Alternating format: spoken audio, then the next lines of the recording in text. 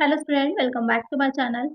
आज की वीडियो में हम बात करेंगे जो एयरपोर्ट अथॉरिटी ऑफ इंडिया, जिसको शॉर्ट में आप लोग कहते हैं एआई जो है, इसकी वैकेंसीज आई हुई हैं। इसके ऊपर हम चर्चा करेंगे कि किन पोस्ट पर वैकेंसीज आई हैं, क्या क्वालिफिकेशन आपकी होनी चाहिए। अच्छी वैकेंसीज हैं, अगर आप लोग प्रिपरेशन कर रहे हैं या नई भी शुरू करी है आपने, आप फ्रेशर हैं तो भी इसमें आप ज़रूर से अप्लाई करिएगा। क्या एज रहेगी, कब से इसके फॉर्म स्टार्ट हो रहे हैं, सारी चीज़ों को हम डिस्कस करेंगे, तो एंड तक वीडियो को ज़रूर देखिएगा। इसी तरह की इन्फॉर्मेशन आपको मेरे चैनल पे दी जाती है कि जो भी नई वैकेंसीज आती हैं कि उसमें किस तरह से आपको फॉर्म फिल करना है, क्या क्वालिफिकेशन है, ये सारी चीज़ें, सारी लेटेस्ट अपडेट आपको मिल जाएगी। इसके अलावा कॉमर्स से रिलेटेड आपको कुछ भी कंटेंट चाहिए है, किसी भी चीज़ की तैयारी आप कर रहे हैं, तो भी आप मेरे चैनल पे विज़िट करिएगा। वहाँ पर आपको जैसे कि अभी UP triple SC assistant accountant auditor का बैच चल रहा है, तो अगर आप उसके लिए तैयारी कर रहे हैं, तो वो भी फ्री बैच है पूरी तरह से, आप उसको भी पढ़ सकते हैं। आइए अब देखते हैं कि इस रिक्रूटमेंट में क्या चीज़ें बताई गई हैं और किन पोस्ट पर ये वैकेंसी आई हुई है। तो यहाँ पर जैसे कि आप देख रहे हैं, recruitment of managers and junior executives in various discipline, यहाँ पर ये एडवर्टाइजमेंट नंबर दे रखा है।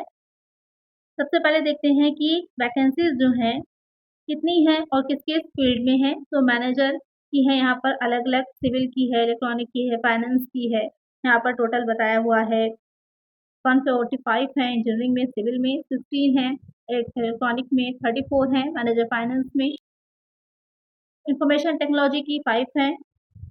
ये टोटल है, साथ में अनरिजर्व्ड, ईडब्ल्यूएस, अलग-अलग कैटेगरी वाइज़ भी यहाँ पर बताया हुआ है।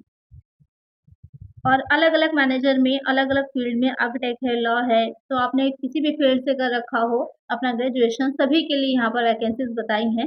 और कुछ वैकेंसीज़ में यहाँ पर आपको एक्सपीरियंस भी है, तो सब में नहीं है, कुछ में एक्सपीरियंस है, कुछ में आपसे एक्सपीरियंस है, जो क्वालिफ़िकेशन दे रखी है।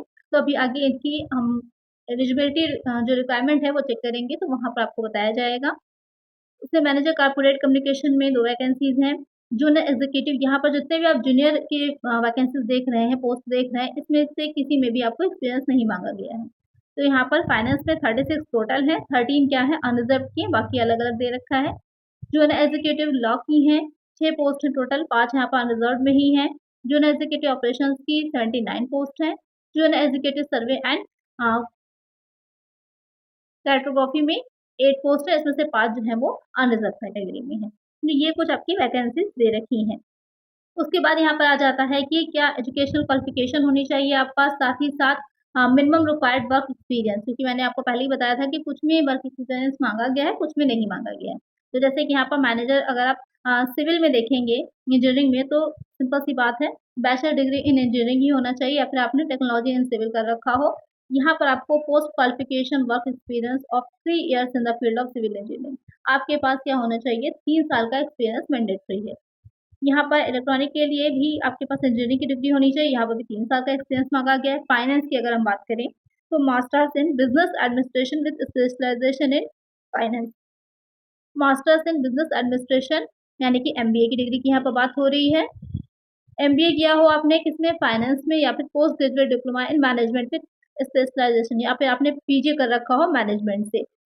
और आपका स्पेशलाइज़ेशन जो वो फाइनेंस या फिर कॉस्ट अकाउंटेंट में। इसके अलावा आप कॉस्ट अकाउंटेंट हैं या फिर चार्टर्ड अकाउंटेंट हैं या फिर चार्टर्ड फाइनेंशियल एनालिस्ट हैं, तो अभी आप इसमें फॉर्म फिल कर पाएँगे, लेकिन यहाँ पर भी 3 साल का आपको एक्सपीरियंस माँगा गया है। उसके बाद आ जाता है आईटी सिम में, इसमें भी आपको डिग्री जो है वो इंजीनियरिंग की होनी चाहिए, टेक्नोलॉजी की होनी चाहिए। यहाँ पर भी 3 साल का एक्सपीरियंस माँगा गया है। आर्किटेक्ट में यहाँ पर भी आपने अ, बैचलर डिग्री इन आर्किटेक्चर में होनी चाहिए, 3 साल का एक्सपीरियंस यहाँ भी है। लॉ में भी यही चीज़ दे रखी है, आपने एलएलबी कर रखा हो और आपके पास 3 साल का एक्सपीरियंस होना चाहिए। इसी तरह से जितनी भी पोस्ट यहाँ पर दे रखी है, क्वालिफ़िकेशन उससे रिलेटेड है और उसके बाद वहाँ पर आपको 3 साल का एक्सपीरियंस मैंडेटरी है। इसमें अगर हम देखें कि कहाँ पे एक्सपीरियंस नहीं है, तो ये देख सकते हैं आप, जूनियर एग्जीक्यूटिव फाइनेंस की जो पोस्ट है, मास्टर्स इन बिजनेस एडमिनिस्ट्रेशन आपने एमबीए कर रखा हो यहाँ पर। एमबीए किसमें होना चाहिए, फाइनेंस में। फाइनेंस में आपने एमबीए कर रखा हो, या तो फिर आप पोस्ट ग्रेजुएशन हो जिसमें आपने मैनेजमेंट से कर रखा हो या फिर फाइनेंस से कर रखा हो, तो आप इसे फॉर्म फिल कर सकते हैं। या फिर कास्ट अकाउंटेंट हो या फिर चार्टर्ड अकाउंटेंट या फिर चार्टर्ड फाइनेंशियल एनालिस्ट। सबसे आसान जो आपके पास क्वालिफिकेशन होनी चाहिए, या तो आपने एमबीए किया हो फाइनेंस से या फिर आप पोस्ट ग्रेजुएट हो मैनेजमेंट से, तो आप इसमें फॉर्म इज़िली फिल कर सकते हैं। यहाँ पर कोई भी आपसे एक्सपीरियंस नहीं माँगा गया है। सेम ऐसे ही आ जाता है जूनियर एग्जीक्यूटिव लॉ के लिए। यहाँ पर आपने 3 साल की एलएलबी की जो होती है, या तो इंटीग्रेटेड जो 5 साल का होता है, वो कोर्स कर रखा हो। यहाँ पर भी कोई एक्सपीरियंस आपसे नहीं रिक्वायर्ड है। फिर जूनियर एग्जीक्यूटिव ऑपरेशंस, तो यहाँ पर graduate in science and full time regular MBA। यहाँ पे ग्रेजुएशन आपका होना चाहिए साइंस स्ट्रीम में, साथ में फुल टाइम आपने रेगुलर MBA भी कर रखा हो 2 ईयर ड्यूरेशन का, यानी कि 2 साल का आपने MBA भी यहाँ पर किया हो, या फिर full time bachelor regular degree in engineering, या तो फिर आपके पास इंजीनियरिंग की डिग्री होनी चाहिए, तो आप इसमें फॉर्म फिल कर पाएंगे। यहाँ भी कोई आपसे एक्सपीरियंस नहीं मांगा गया।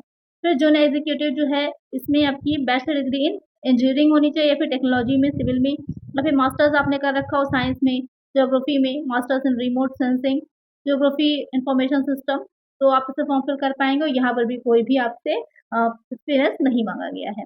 तो कुछ पोस्ट ऐसी है जहाँ पर एक्सपीरियंस चाहिए है और कुछ पोस्ट के लिए एक्सपीरियंस आपको नहीं देना है।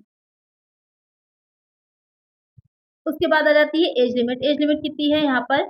तो मैनेजर की जितनी पोस्ट है वहाँ पर जो एज लिमिट है मैक्सिमम 32 है यहाँ पर, और जो जूनियर एग्जीक्यूटिव वाली पोस्ट है वहाँ पर आपकी मैक्सिमम एज लिमिट जो है वो 27 ईयर्स की है।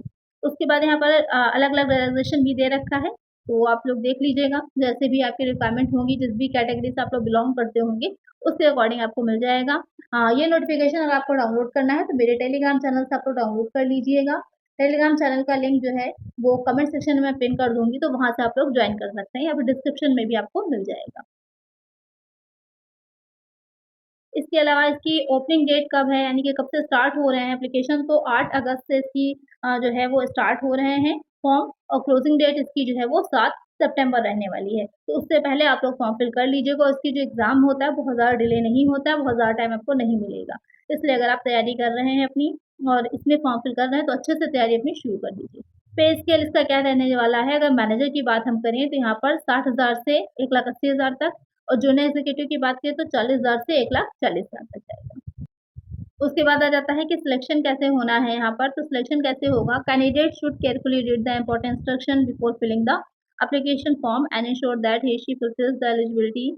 हाँ, यहाँ पर देखिए सेकंड वाले पॉइंट पे दे रखा है कि कंप्यूटर बेस्ड टेस्ट होगा, यानी कि ऑब्जेक्टिव टाइप होगा, कंप्यूटर पे होगा आपका exam, will be conducted for all the post, there will not be any negative. यहाँ पर प्लस पॉइंट ये कि कोई भी निगेटिव मार्किंग यहाँ पर नहीं है, निगेटिव मार्किंग नहीं है for wrong answer attempted by the candidate in computer based test. Syllabus will be uploaded under syllabus column। इसका जो syllabus आने वाला है वो अलग से मैं आप लोग को बता दूंगी, तो जितने भी लोग इंटरेस्टेड है इसमें आप लोग कमेंट करिएगा, तो इसका syllabus मैं आप लोग को प्रोवाइड करा दूंगी कि किस क्या क्या चीजें आपको पढ़नी है इसमें। उसके बाद आ जाता है on the basis of the detail furnished in application form provisionally eligible candidate shall be called for computer based test and admit card shall be issued to them accordingly. उसके बाद यहाँ पर जो है एडमिट कार्ड आपने जैसा fill किया होगा अपना फॉर्म उसके बेस पे आपको मिल जाना है।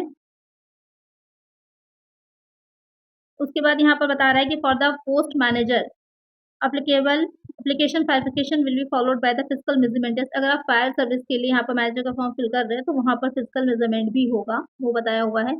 Candidates will be shortlisted for application verification subsequent test interview as applicable on the basis of their performance in computer based test. Only shortlisted candidate will be called for application verification। यहाँ पर जो आपने exam देंगे CBT mode पर उसमें shortlist किया जाएगा, उसी के बेस पर आगे की जो आपकी जो भी शॉर्टलिस्ट के कैंडिडेट को आगे किसी में इंटरव्यू होगा या एसक्यूएल टेस्ट होगा तो उसके बेसिस पे आपको बुलाया जाएगा। उसके बाद यहाँ पर की एप्लीकेशन फी और क्या मोड रहने वाला है, तो यहाँ पर एप्लीकेशन फी जो है वो 1000 रहेगी, और सभी के लिए यहाँ पर ₹1000 only inclusive of GST is to paid by the candidate through online mode. यहाँ पर ऑनलाइन मोड से, यानी कि जब आप फॉर्म फिल करेंगे तो वहाँ पर आपको बताएगा ही कि किस तरह से फी फिल करनी है, आपको 1000 यहाँ पर फी है। इसके अलावा fee submitted by any other mode will not be accepted. However, the ST candidate, PWBD candidate, women candidates, and apprentices who have successfully completed 1 year of apprenticeship training in AAI are exempted from payment of fee। तो जितने भी लोग ऐसे हैं जो कि SC हैं, ST हैं, या फिर वुमेन कैंडिडेट हैं, या फिर PWBD कैंडिडेट हैं, जिन्होंने सक्सेसफुली क्या यानी कि उन्होंने अप्रेंटिसशिप करी है इनके अंडर में, तो ही उनको फी क्या होगी, कोई भी फी नहीं पेमेंट करनी, अदरवाइज उनको फी पेमेंट करनी पड़ेगी। तो यहाँ पर ये बाकी की चीज़ें बताई हुई हैं कि किस तरह से आपको फी पेमेंट करनी है। यहाँ पर उसका जनरल इंस्ट्रक्शंस यहाँ पर मिल जाएंगे कि कैसे आपको फिल करना है, क्या क्या रिक्वायरमेंट आपके पास होनी चाहिए चीज़ों की। तो ये नोटिफिकेशन मैं अपलोड कर दूंगी अपने टेलीग्राम चैनल पे, वहाँ से आप लोग डाउनलोड कर लीजिएगा। और ये वेबसाइट है, ये जरूर से ध्यान में रखिएगा, www.aai.aero। ये आपकी वेबसाइट है, इस पर ही फॉर्म फिल होगा, या फिर सिंपल सी तरीका है, आप सरकारी रिजल्ट पे चली जाइए, वहाँ पर आपको मिल जाएगा, वहाँ से डायरेक्टली आप लोग फॉर्म फिल कर सकते हैं। सबसे अच्छी साइट यहाँ पर यही वाली होती है, यहाँ पर आपको सारी इन्फॉर्मेशन ईज़िली मिल जाती है। तो इस तरह से आप अपना फॉर्म फिल कर सकते हैं। तो आज की वीडियो में बहुत ही अच्छी इन्फॉर्मेशन थी, अच्छी पोस्ट है, तो अगर आप एलिजिबल हैं तो ज़रूर से फॉर्म फिल करिएगा और इसी तरह की वीडियोज़ आगे आपको मिलते रहें, इसके लिए चैनल को सब्सक्राइब कर लीजिएगा। मिलते हैं नेक्स्ट वीडियो में। Thank you.